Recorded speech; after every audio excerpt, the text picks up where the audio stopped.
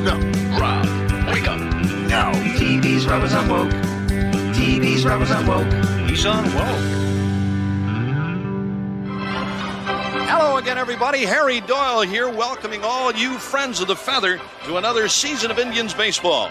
A lot of new faces in Chief Wahoo's tribe this year as they take on the defending American League champs, the New York Yankees. And hopefully we'll have some of the names that go with those faces before their first at-bat. The local press seems to think we'd save everyone a lot of time and trouble if we just went out and shot ourselves. Vaughn, a juvenile delinquent in the offseason in his major league debut. Vaughn into the windup in his first offering. Just a bit outside. He tried the corner and missed. Jobu, ayúdame en este momento. Para que me des el poder. Para conquistar el cuerpo. Te daré mi devoción. Para siempre poderoso. Wouldn't leave a rum sitting around out here with this group. He's very bad to steal Jobu's rum. He's very bad. Up your butt, Jobu. Well, everybody, Jobu is pissed. He is flat out outraged. Welcome to it. I am TV's Rob, and this is TV's Rob is Unwoke. Thanks for joining me. Thanks for listening to this lovely episode of this lovely podcast where everything is unwoke. The social justice warrior, the PC culture gets mocked, ridiculed, and shown for what it is. Ridiculous. And this episode is going to focus a lot on the sports world because as much as a lot of us love sports, we love the competition, we love the game, we love the camaraderie.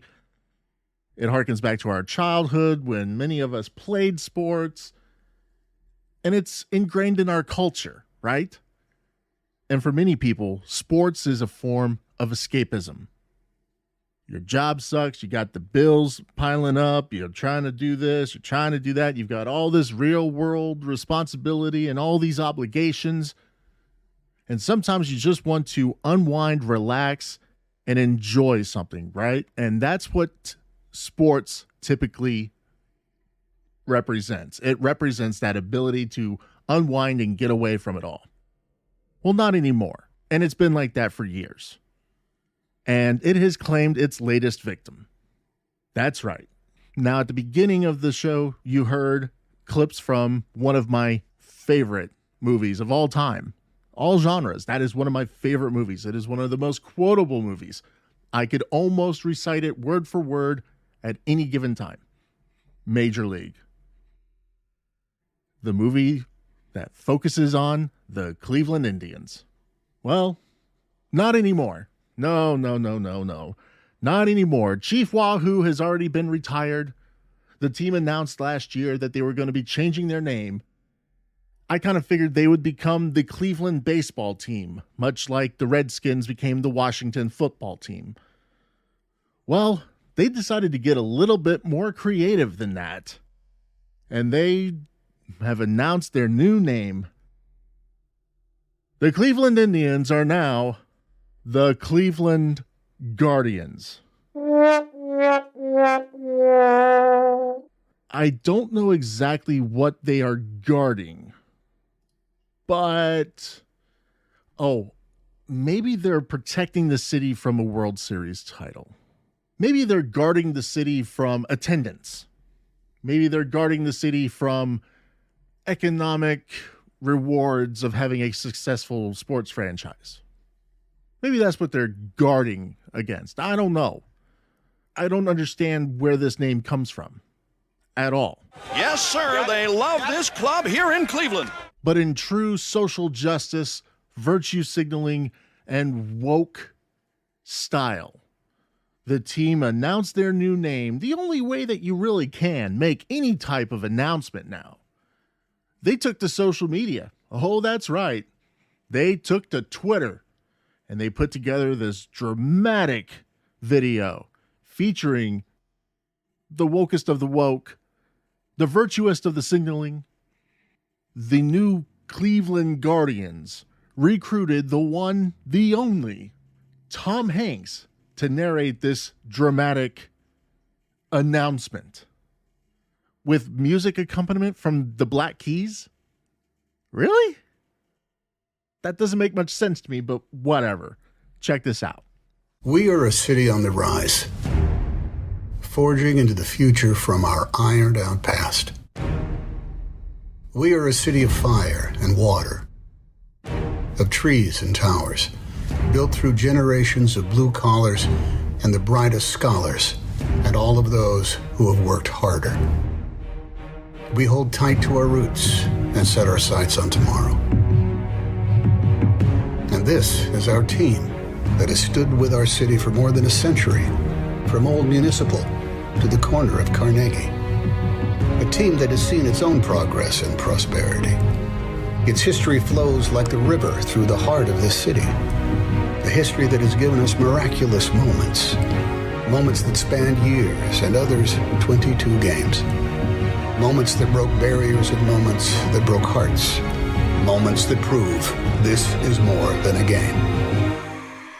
We remember those moments as we move forward with change. You see, it has always been Cleveland that's the best part of our name. And now it's time to unite as one family, one community, to build the next era for this team and this city, to keep watch and guard what makes this game the greatest, to come together and welcome all who want to join us. We are loyal and proud and resilient. We protect what we've earned and always defend it. Together we stand with all who understand what it means to be born and built from the land. Because this is a city we love and the game we believe in. And together, we are all Cleveland Guardians. I mean, first of all, I've got to say this.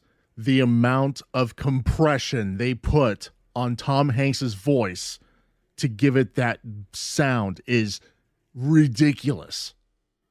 I don't even think I can do that using my editing software. That is, wow, just overkill on compression to make him sound really ballsy. But at the same time, I have to ask, I played this clip for my wife, Nikki, and she had one thought, and one thought only initially, which was, what the hell happened to his voice? That's like old man voice. And I'm thinking, well, you know, Tom Hanks isn't exactly a spring chicken, but she's right. There is something wrong with that man's voice. Now, is that the post-COVID voice? Is that the post-vaccine voice? What is going on with Tom Hanks's voice? As Jerry Seinfeld would say, what is the deal with Tom Hanks's voice? My mom always said life was like a box of chocolates. You never know what you're going to get. Now, in this clip, they didn't say when this name change is taking effect. In the tweet where they posted this video, it just says, together, we are all Guardians. Guardians of the Galaxy. Are we going to have... So, instead of Chief Wahoo, are we going to have Star-Lord on the hats and helmets now? Is that what we're going to get? Are we going to have Rocket, Raccoon, maybe Groot? Oh, there you go. There's $1 million marketing idea right there for you, Cleveland. Put Groot as your new mascot. That would be wonderful. Let me tell you. People would be lining up for that shit. Now, the moniker Indians had come under criticism for being offensive to Native Americans. Was it? Is it? Have we had Native Americans coming out and saying, this is offensive, change your name? No, of course not. It's been the woke mob. It's been the social justice warrior who has to be offended on your behalf because you're too stupid to know when you're offended. So they have to fix everything. So they've gotten Cleveland. When will they get the Kansas City Chiefs? When will they get the Atlanta Braves? Keith Malinak, if I were you, I would be worried about your precious Braves. I mean, didn't they already eliminate the tomahawk chop? Their days are numbered, my friend. Be ready for it. You know, I really hope that this name change takes effect like right now, because can you imagine the chaos involved with getting all the new uniforms made? What if the equipment manager forgets which one is which and he accidentally throws an Indians jersey in instead of a Guardians jersey? Oh, God, that would be hilarious. Now, it's amazing. The team announced last December that it would be changing to a new nickname. The Redskins announced this and have already played a full NFL season under the name the Washington Football Team, and yet they still haven't decided on a new name. What's taking them so long? What are they? Stupid? And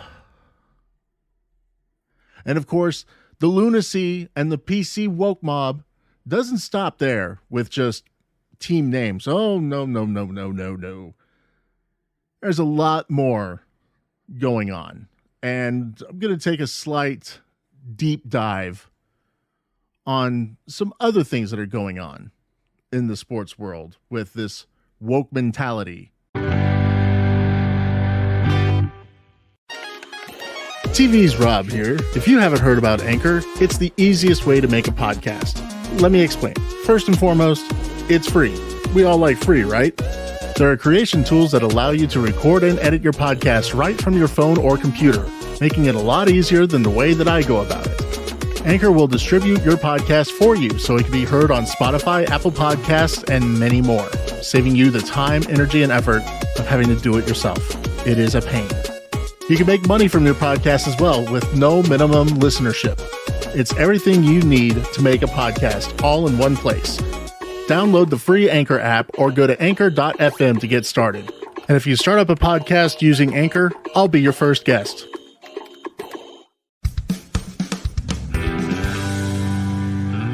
And one last little note about the Cleveland Guardians story. Friday night I was watching WWE SmackDown, which just happened to be live from Cleveland. As some of you may know, most of you don't, I put together a wrestling podcast every week, or a wrestling adjacent podcast every week. So I kind of check out the programming from time to time. When one of the wrestlers was cutting a promo, he mentioned the Guardian name change for the Indians. The amount of boos from the crowd kind of told me exactly where the fans in Cleveland stand on that issue. You know, there's an old expression, read the room. Obviously, Indians management did not do that. Interesting. Like that owner in Major League. Amazing. Fiction has become reality. Now, here's the thing I really wanted to get to on this episode of TV's Rob is on Woke. The U.S. Women's National Soccer Team.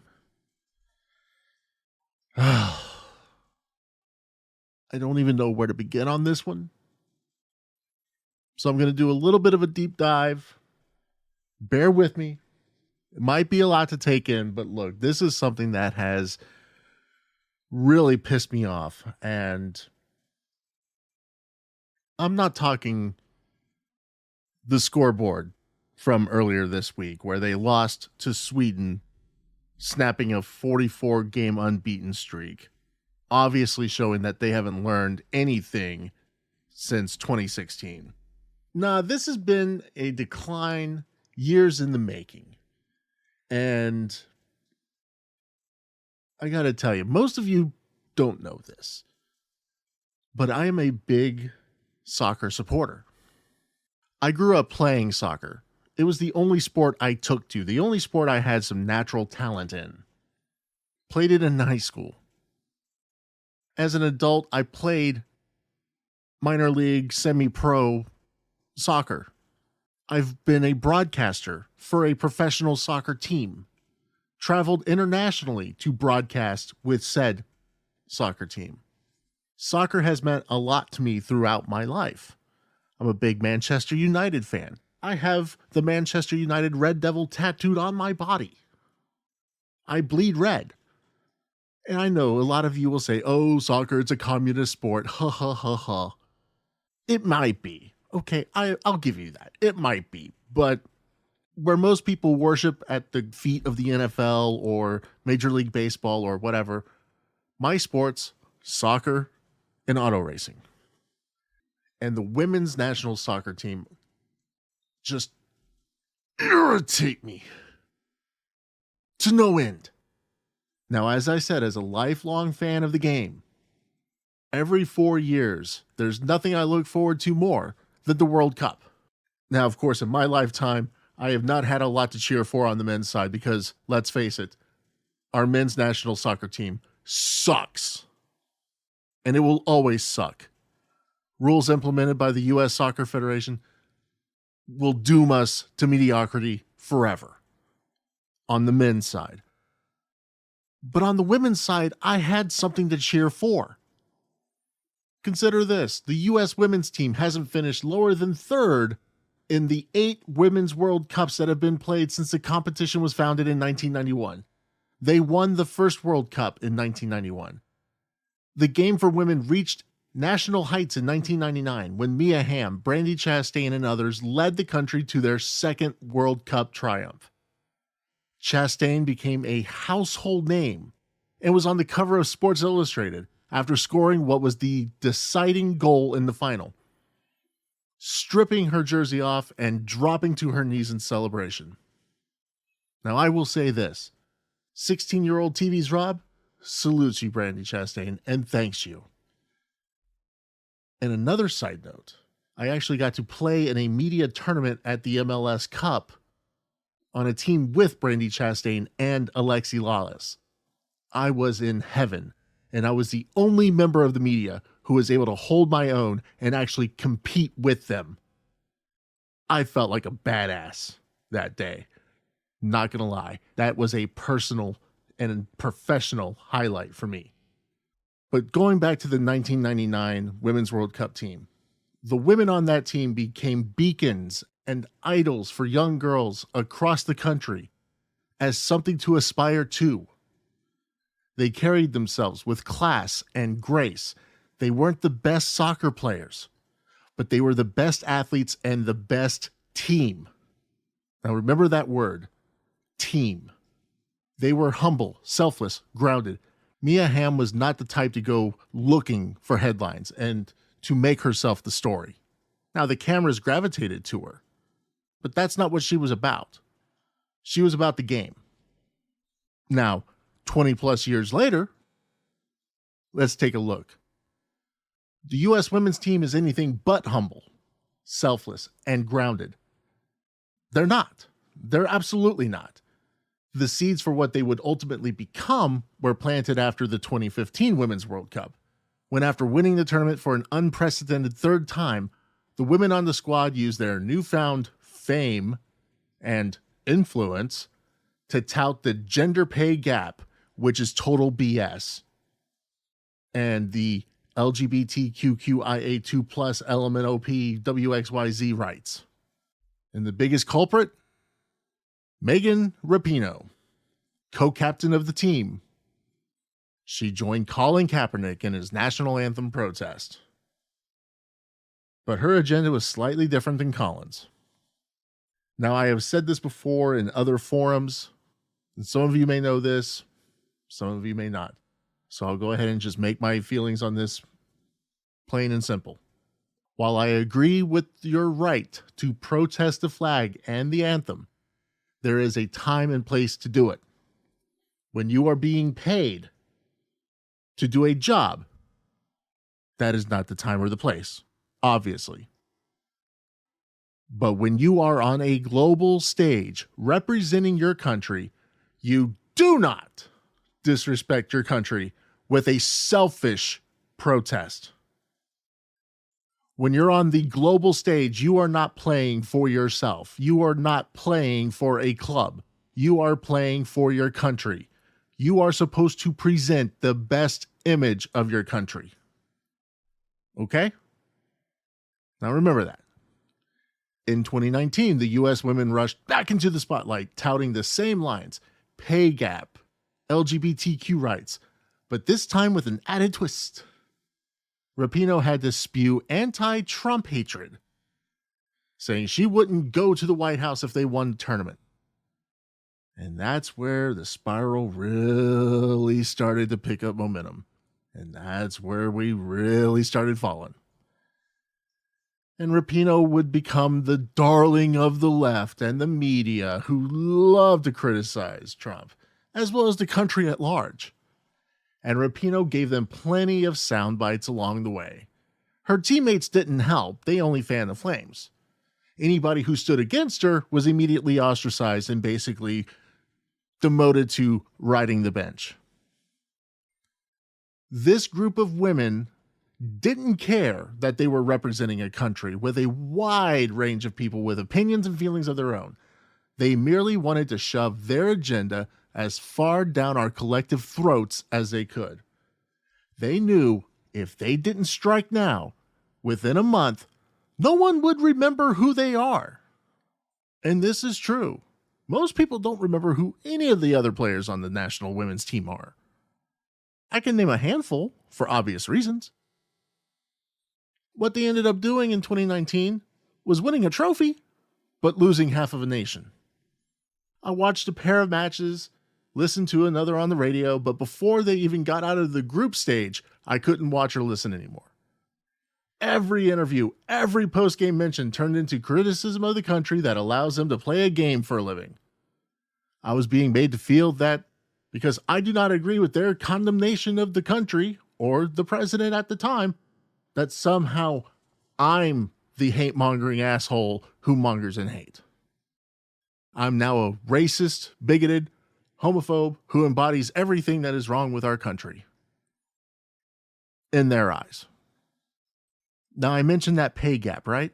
In 2015, when the pay gap between the men's and women's national team was brought up, initially I was all for paying the women just as much as the men. My reasoning was simple. The women had just won their third World Cup, and the men, shortly after that tournament, would fail to qualify for their own World Cup. The women were winning, the men weren't, plain and simple. Reward winners. But in 2019, when that argument came up again, I did some digging, read some stories, got some perspective, if you will. I learned that the women are actually paid differently than the men.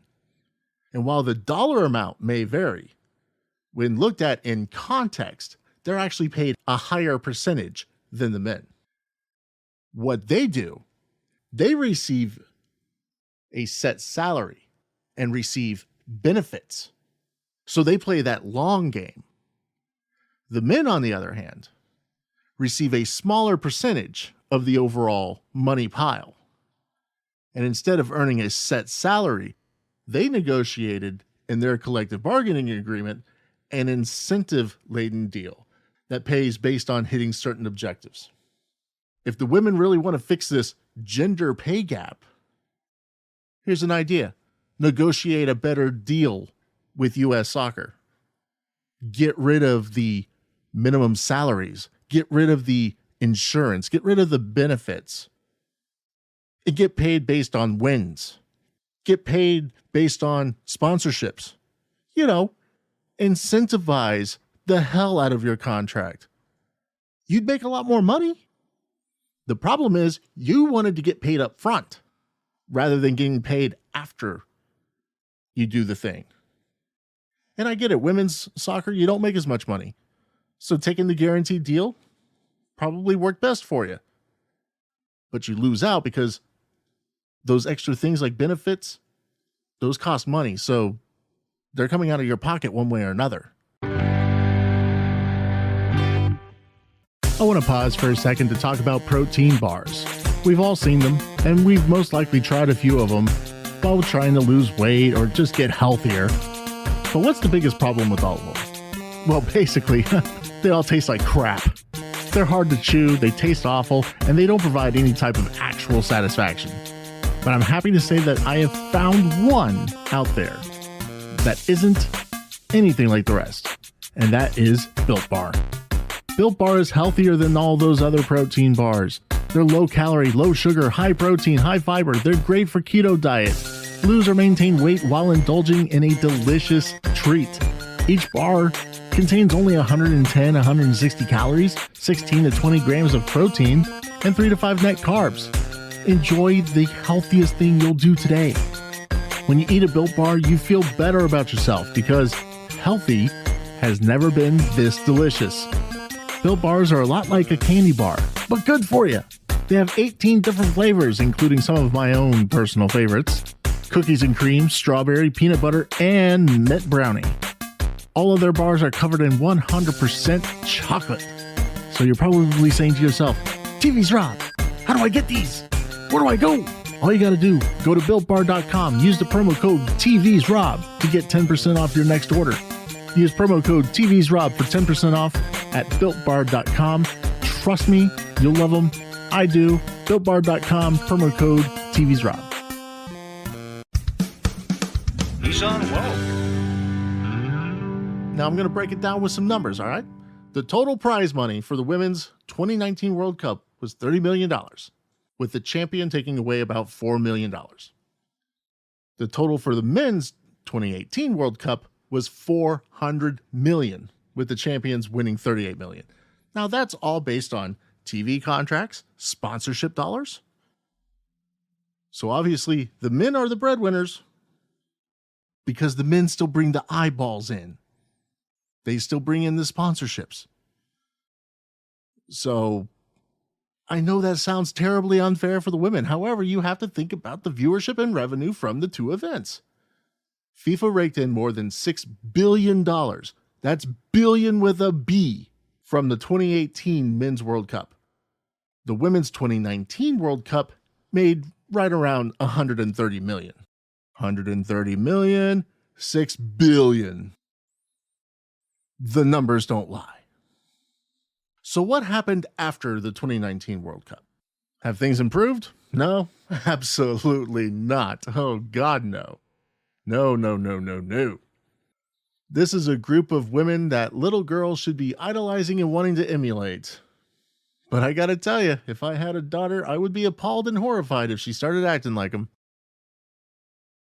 At the Women's Victory Parade held in New York City, Rapinoe used foul language to make her point, told the country that we need to love more and hate less, though she spewed hatred at a faster pace than she could kick a ball. She was also filmed on social media drinking and holding the World Cup trophy, saying, "I deserve this." Really? You deserve this. The last I checked, soccer is a team sport.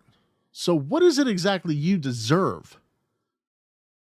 And Rapinoe, while talented, you have to be talented to make it to a national team, okay? One way or another. She's a selfish player who plays a role. Now, I will say, she's playing the wrong role. She's not a forward. She's better as a midfielder, okay? I used to coach. I can tell you this. Without the other 10 women on the field, she wouldn't be successful because she's just a cog in the machine. She's a part of the puzzle. That's it. She doesn't pick the team up and carry it. She has never been the leading goal scorer on the team, unless she's the only one out there. So I wouldn't want my kids to be emulating that type of behavior. In addition, at the ESPYs, the U.S. Women's National Soccer Team were honored and players won awards, and deservedly so. You go out, you win a world competition, you deserve some accolades, all right? I'm not going to take anything away from that. But Rapinoe couldn't even take the time to interact with a young fan asking for an autograph. She blew him off. She was filmed not recognizing the kid, looking at him, or even thanking him for his support. She also decided to show us a nip on national TV. Now, obviously, I'm not a female, and I don't wear women's clothing, but I'm pretty sure that nip slips are easy to avoid. Just don't wear a men's-styled sport coat without a top underneath. Put some boob tape or something on. I hear they make tape for situations like that. As a kid, when I played soccer, my coach is ingrained in me the entire time, all the way through. Show good sportsmanship, carry ourselves with pride, and to always recognize that we were part of a team. And while some players were better than others, had more talent, scored more goals, or blocked a lot of shots in goal, we were a collective unit. And if we didn't work together, we wouldn't have the success we worked hard for. So, where does she get off with this crap? And where does other players, like Alex Morgan, who is making a big deal about not being able to take her kid to Tokyo because, breastfeeding mothers need to be able to feed their kids. Why are you even competing? If you're at that stage with your child, why are you even competing? There's this concept called maternity leave or paternity leave. Why are you not taking advantage of that? Oh, because you want to be front and center. You want to be in front of the cameras. I get it. Oh, stupid me. Oh, I'm sorry.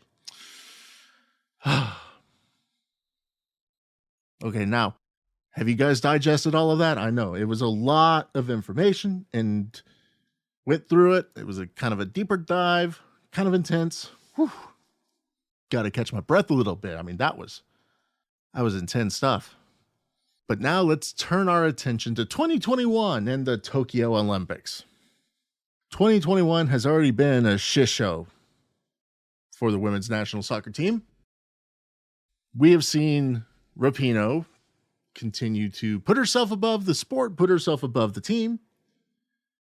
After it was announced that she has become part of Victoria's Secret VS Collective, the collective that will, take the place of the Victoria's Secret Angels.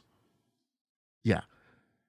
Instead of looking at the likes of Miranda Kerr, I have to look at Megan Rapinoe.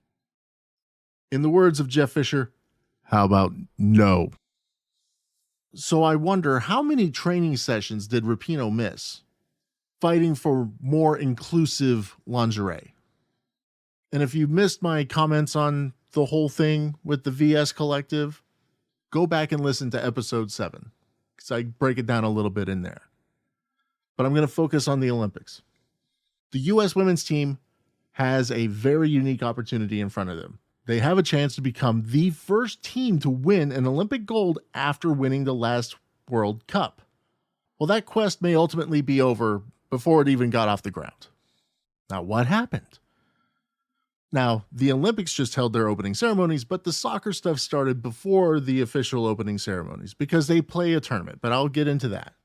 But in their opening match,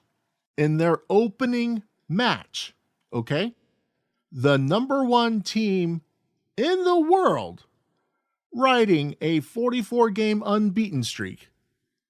Now, that's not a 44-game winning streak, but an unbeaten streak, because you can have draws or ties in soccer, okay? Now, they were pitted against the team that has become their nemesis, Sweden.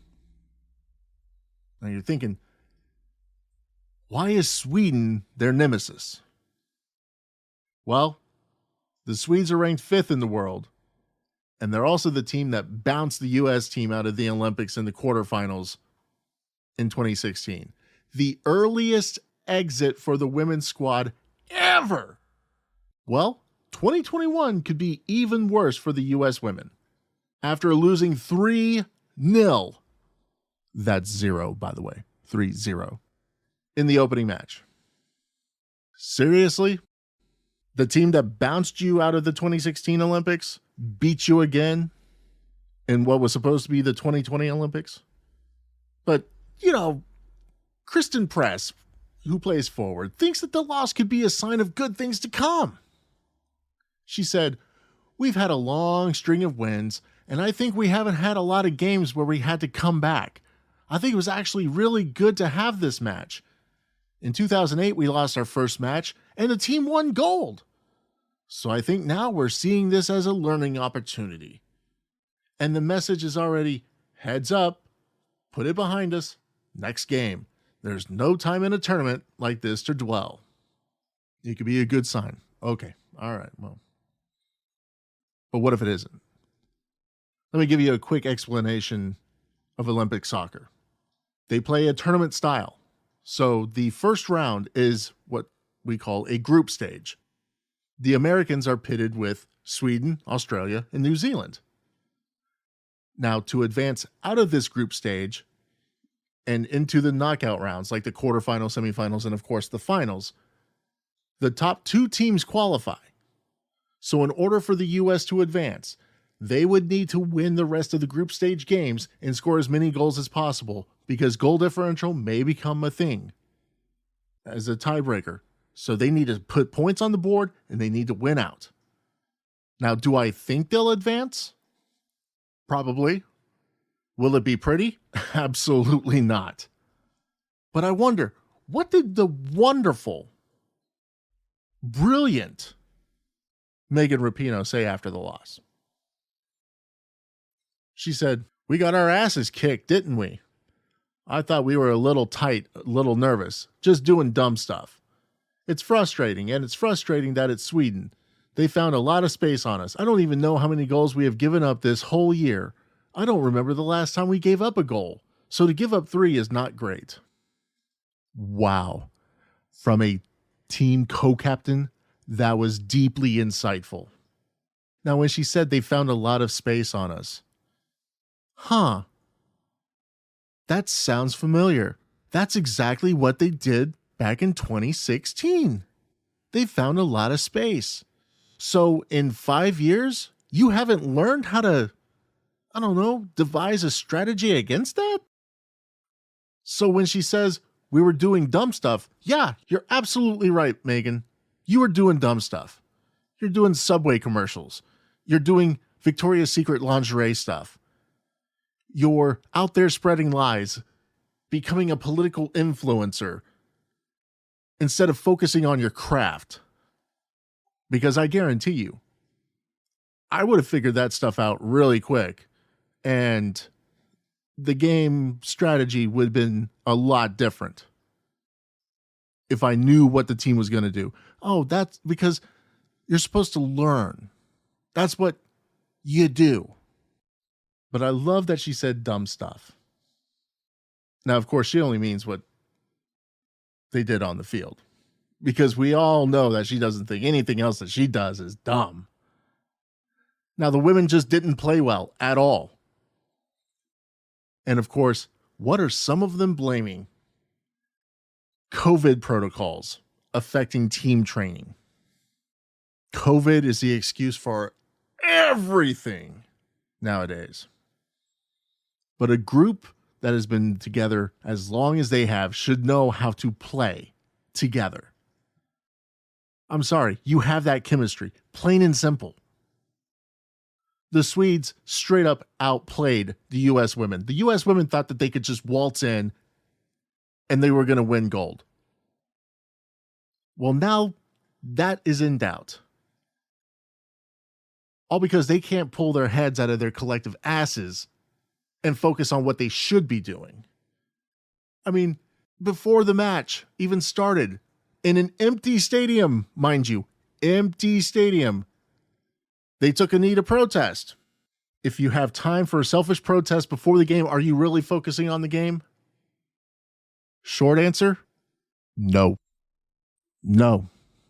That's all there is to it. The Swedes found openings and played a wide game just like they did in 2016. So the women obviously didn't learn anything. The problem here isn't what is happening on the field, because you lose sometimes. It's about what's happening off the field. That's going to do it for this week's edition of TV's Rob is Unwoke with me, TV's Rob. If you're listening to this and you're enjoying it, feel free to go on to Apple Podcasts, leave a 5-star review with some comments, let other people find the show, help the show grow, okay? I'm doing this for you and for me, just to have some fun. It's cathartic. It's therapy with an unlicensed therapist. I'm not a doctor, but I did once stay in a Holiday Inn Express. If you want to get in on the action and make your mark on the show and make the show yours, go to anchor.fm/TV's Rob is Unwoke and leave a voice message. I'll play a selection of them in future episodes. Also, if you want to come on the show and talk about something that's really pissing you off or something that you really just want to talk about, it could be an issue that you have. It could be something you want to raise money for. It doesn't matter. If you want to come on the show, hit me up either at anchor.fm/TV's Rob is Unwoke or hit me up on Twitter at TV's Rob Official. We'll discuss whatever's on your mind, all right? Special thanks to my wife and producer, Nikki. Without her, I wouldn't be able to do this. You can follow her on Twitter at DFW Radio Girly. Girly is spelled Girlie. Give her a follow. She has to put up with me, and she usually posts some pretty funny stuff, in addition to posting news and weather and things like that nature as well. She helps keep you informed, and she'll help entertain you. How many people do that? Also, thank you to the executive producer of TV's Rob is Unwoke, the Derpy Cat Ryoga. You can follow him on Twitter as well, at Cat Ryoga. Don't ask me. I just work here. That's going to do it for me. I am TV's Rob, and this is TV's Rob is Unwoke. We'll talk to you next time.